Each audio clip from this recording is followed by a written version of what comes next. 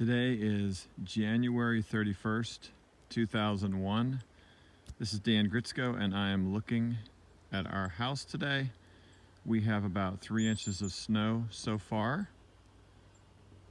Very beautiful looking around on this very peaceful Sunday morning. I think the coolest thing actually is all the way over here, which is a fire that has been going since last night, and it's been a strong enough fire that it's been able to continue to burn even in the midst of the snow. And I think it's really cool because it's such an interesting contrast.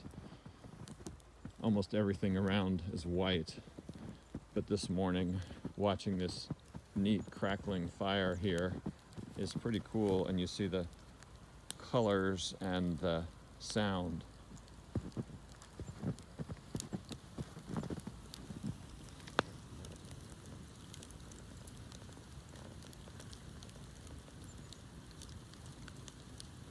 Pretty cool start to the day and a nice way to enjoy this, our biggest snow of the year so far.